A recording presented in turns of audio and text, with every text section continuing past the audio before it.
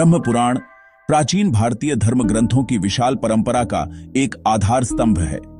18 महापुराणों में इसे पहला यानी आदि पुराण माना जाता है। इसका नाम ब्रह्मा से लिया गया है, हिंदू त्रिमूर्ति में सृष्टिकर्ता। इसलिए इसकी शिक्षा सृजन के स्रोत से जुड़ी मानी जाती है। यह केवल कथाओं का संकलन नहीं, बल्कि ब्रह्मांड विद्या, मिथकों, भूगोल और दर्शन का विश्वकोश है। कहानियां कर्तव्य, इच्छा, त्याग, मोक्ष और कर्म फल के सिद्धांतों को जोड़ती हैं। इसे एक कालातीत आध्यात्मिक मानचित्र समझें, जो भौतिक ही नहीं, नैतिक और आध्यात्मिक दिशा भी दिखाए। यह सृष्टि का उद्गम, प्रथम प्राणियों की वंशावलियां, राजवंशों की गाथाएं और पवित्र स्थलों की महिमा बताता है। हम इसकी गूढ़ शिक्षाओं को सरल भाषा में बिना सार खोए अध्याय दर अध्याय समझेंगे।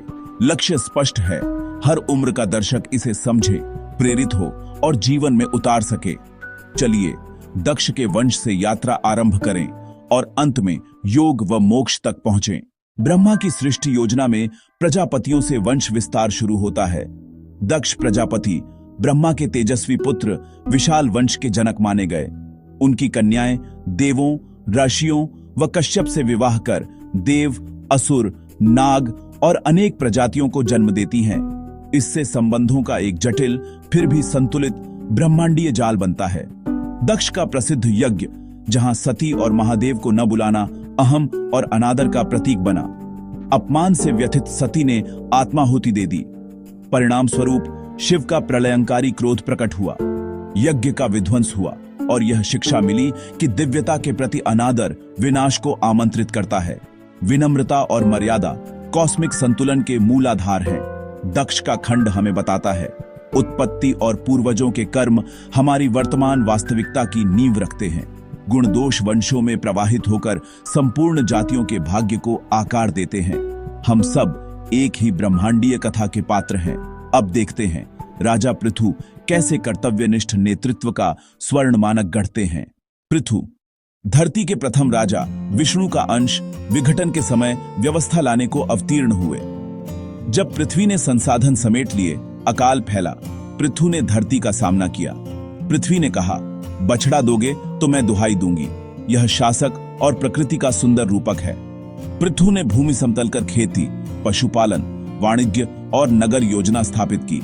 सतत जीवन व्यवस्था बनी, समृद्धि लौटी और राजधर्म का आदर्श खड़ा हुआ। उन्होंने शासन के सिद्धांत सिखाए, प्रकृति के संग सहजीवन को धर्म का अंग बनाया। उनका युग धर्म प्रधान स्वर्ण युग, जहां राजा प्रजा के पिता तुल्य रक्षक थे।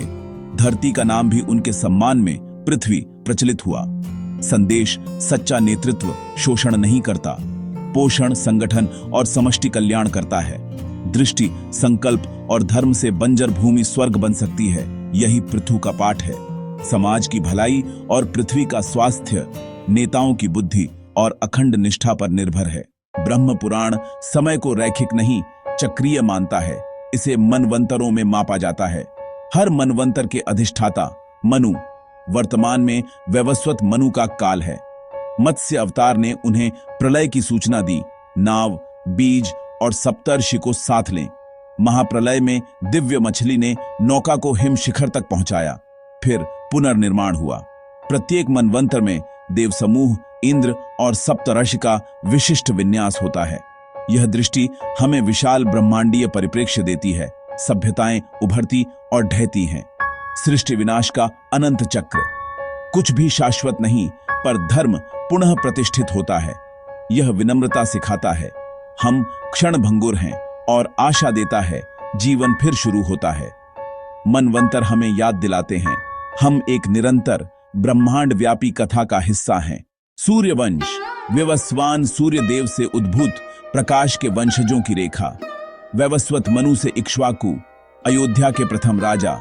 धर्म, शक्ति और प्रतिष्ठा का विधान। हरिश्चंद्र, सगर और श्री राम, आदर्श राजधर्म के शिखर नायक। हरिश्चंद्र विश्वामित्र को वचन निभाने हेतु राज्य त्याग, परिवार वियोग, श्मशान सेवा तक पहुंचे। उनका जीवन प्रमाण है, धर्म की सर्वोच्चता सबसे ऊपर है। सगर के अश्वमेध का अश्व इंद्र ने छिपाया। 60,000 पुत्र खोज में कपिल से उलझे और भस्म हुए।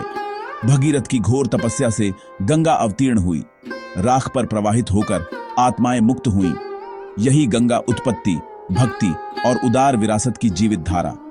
ये नृप केवल शासक नहीं, सूर्य धरोहर के संरक्षक थे। उत्कट सत्यनिष्ठा, विपत्ति में साहस और प्रजा व पूर्वजों के प्रति उत्तरदायित्व, उनकी किरणमयी विरासत आने वाली पीढ़ियों के मार्ग को आलोकित करती है। अब चंद्रवंश, जहां भावनाएं, संबंध और इच्छा के पाठ अधिक मुखर हैं, और ययाति की दर्पण सरीखी कथा। चंद्रवंश चंद्रदेव से प्रारंभ, बुद्ध, पुरुरवा, उर्वशी की प्रेम कथा से मानवीय भाव मुखर। यही वंश आगे चलकर पौरव और कुरु रेखाओं से महाभारत नायकों को जन्म देता है। सम्राट ययाति पुण्यशाली पर शापित असमय वृद्ध हुए, कारण अनैतिक आचरण। उन्होंने पुत्रों से यौवन मांगा, 4 ने इनकार किया। सबसे छोटे पुरु ने पितृभक्ति से स्वीकारा। पुरु ने वृद्धावस्था ले ली। ययाति ने उधार के यौवन में भोगों का दीर्घ भोग किया। 1000 वर्षों बाद बोध हुआ, इच्छा अग्नि है, ईंधन डालने से और भड़कती है। उन्होंने यौवन लौटाया, वार्धक्य स्वीकारा, वन गमन कर आत्मोद्धार की साधना की। पुरु उत्तराधिकारी बने, पौरव से कुरुवंश निकला। इतिहास का धारा परिवर्तन। स्थायी आनंद इंद्रिय सुख के पीछा करने से नहीं, संयम, वैराग्य और उचित समय पर त्याग से मिलता है। इच्छाओं पर प्रभुत्व, मुक्ति और सच्ची तृप्ति का मार्ग है। ययाति की कथा चंद्रवंश की भाव गहराई और दार्शनिक दृष्टि को उजागर करती है। अब पवित्र भूगोल, पुरुषोत्तम क्षेत्र, पुरी और कोणार्क, जहां भक्ति और कृपा का प्रकाश उतरता है। ब्रह्म पुराण पुरुषोत्तम क्षेत्र, आज का पुरी, को विष्णु के जगन्नाथ रूप की परम पावन भूमि कहता है। यहाँ प्रभु लकड़ी के विग्रह में वास करते हैं, भक्ति, शरण और मुक्ति के केंद्र। किंग इंद्रद्युम्न को दिव्य लकड़ी का स्वप्न दर्शन हुआ। विश्वकर्मा ने छद्म रूप में विग्रह तराशे। समय से पहले द्वार खुला, मूर्तियां अधूरी दिखीं, पर दिव्य वाणी ने कहा, यही इच्छित रूप है। सीख, ईश्वर रूप मानव बुद्धि से परे, सच्ची भक्ति स्वीकार में है। कोणार्क अर्क क्षेत्र, सूर्य भगवान का अति पवित्र स्थल। सांबा शापित कुष्ठ से पीड़ित नारद के उपदेश पर यहाँ 12 वर्ष तप करते हैं। सूर्य कृपा से आरोग्य, कृतज्ञता में प्रथम सूर्य मंदिर की स्थापना। ये स्थलों का वर्णन भारत के भू मानचित्र को सजीव आध्यात्मिक मानचित्र में बदल देता है। अब छोटे छोटे दृष्टांत, साधु, राजा, जनसाधारण और प्राणियों की कथाएं जो नैतिक जीवन का पथ बनाती हैं। हर्ष गौतम, सूखा पड़ा, तब से जलस्रोत प्रकट किया, सब जीव बचे।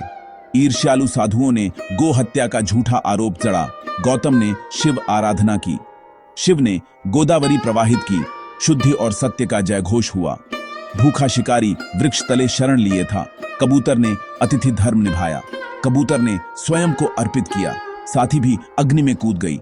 करुणा से शिकारी परिवर्तित हुआ, वह हिंसा छोड़ सन्यासी बना। एक निस्वार्थ कर्म गहन परिवर्तन ला सकता है। राजा श्वेता केवल राज कर्तव्य में रथ, दान की उपेक्षा से मरणोपरांत कष्ट भोगे। संतुलन आवश्यक, निजी कर्तव्य के साथ दान सेवा सामाजिक उत्तरदायित्व है।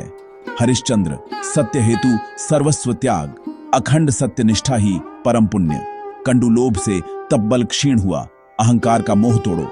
चांडाल ने गर्वीले ब्राह्मण को विनय सिखाई। मूल्य जन्म से नहीं, चरित्र और कर्म से तय होते हैं। विचार स्पष्ट, सद्गुण सार्वभौमिक हैं। दुर्गुण अंततः दुख देते हैं, चाहे आप कोई भी हों। वर्णाश्रम, समाज और जीवन आश्रमों पर आधारित कर्तव्यों का आदर्श ढांचा, कठोर श्रेणी नहीं, समरसता का मार्ग। ब्रह्मचर्य, गृहस्थ, वानप्रस्थ, सन्यास, हर भूमिका उत्तरदायित्व से समाज धर्म निभाती है। ब्राह्मण राक्षस जैसे आख्यान नियत कर्तव्य का त्याग, घोर पतन की चेतावनी देते हैं। इसके बाद ग्रंथ भीतर की यात्रा, योग, देह, मन और आत्मा का समन्वय समझाता है। अष्टांग, यम, नियम, प्राणायाम, प्रत्याहार, आसन, धारणा, ध्यान, समाधि, क्रमबद्ध साधना। योग चित्त वृत्ति शमन कर आसक्ति काटता है, आत्मस्वरूप की अनुभूति कराता है। ब्रह्म पुराण कर्म योग, भक्ति योग और ज्ञान योग का समन्वय कर संतुलित मार्ग देता है। दुनिया में कर्तव्य अनिवार्य है, पर मुक्ति निष्काम कर्म और ईश्वर निष्ठा से आती है।